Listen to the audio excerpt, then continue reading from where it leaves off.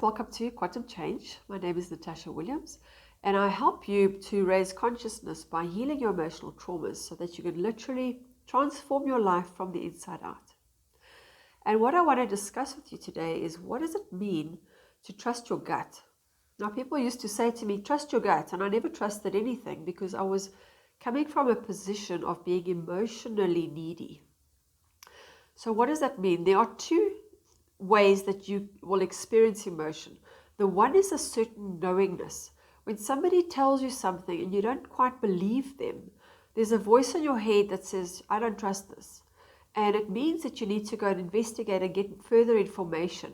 And that is what it means by trust your gut. On the other side, you have an emotional investment where your ego is involved. You might need more recognition, more love, more self-esteem, more power, more money, whatever it is that you think you're needing, and you're wanting a specific outcome. So I'll give you an example. I couldn't sleep. I booked a trip to Rome, and I was so excited. I've been so excited for years to want to go to Italy, and I finally made the decision to do it. I jumped in, started looking at dates and everything, and I couldn't sleep that night, and I was having this anxiety in my stomach. And the anxiety was keeping me awake, and I thought there's something wrong because I actually have been looking so forward to it. Why am I not looking forward to it the way that I thought? Have I made the wrong decision? Am I putting myself out? Am I leaving people? What am I doing? And I realized when I woke up in the morning that I actually had just overcommitted myself on time. And by reducing my stay there, it's alleviated all that stress. So that's not a gut feeling as much as my body telling me that I've made a decision that's wrong or right. But another event that happened is I got my doorbell rang, and somebody arrived at my gate. And when I opened the gate, this guy jumped out of his car and he handed me a business card. But he was so close in my face, he was towering over me, and he was literally pushing me back towards my house. Now, I can tell you, you already know that that's not a safe situation. People don't behave like that normally. He walked into my space and he started asking me a whole bunch of questions about the cameras that I have up and how secure it is and who else lives here. And I went to go call my partner to go and tell him there's somebody at the gate, just so that this person knew that I wasn't alone. But when that happens, I am now on high alert. I am now going to follow my gut that says, this is not normal behavior. Anybody that comes to my gate will normally stay on that side of the fence. They might introduce themselves. They're not going to walk in and literally push me back and stand so close to me. There's a complete invasion of my boundaries, and I do not allow that. So I actually walked away from that. I left my partner to deal with it, and I walked away, and I actually took photographs of this guy because I don't trust him.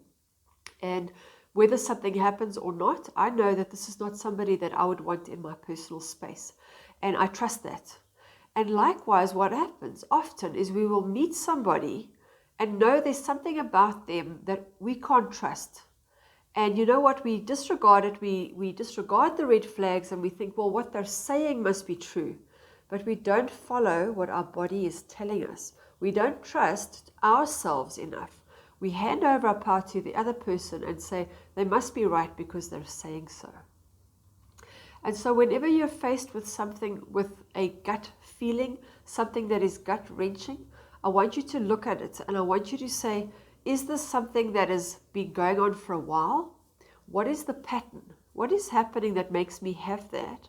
Or when it's a spur of the moment thing, am I invested in it? Is there some specific outcome that I want from it? Or can I look at this completely objectively? So for an example, with the Rome experience, I was invested in it. I was investing my time and effort, and I needed to alter my behavior, as well as this guy who I am not invested in. I had absolutely no connection to him. I don't need anything. He needed something from me, and I needed him to get out of my space and off my property. And so you just need to sit back and look at it and say, is this what is serving me? Stop giving your power to somebody else. And it's a little voice. Your ego is loud, it shouts, it tells you what it wants. Your soul is the silent witness. It's the silent observer that sits on the outside and watches quietly what is going on. But when you listen to that soul, it will give you the guidance. And so rather than following the feeling in your gut, follow the voice, that silent voice that's in your head. And I know that you can, because everybody in the world has it. You might have just turned that volume down so low that you can't hear it. I hope this helps you, and I look forward to seeing you next week.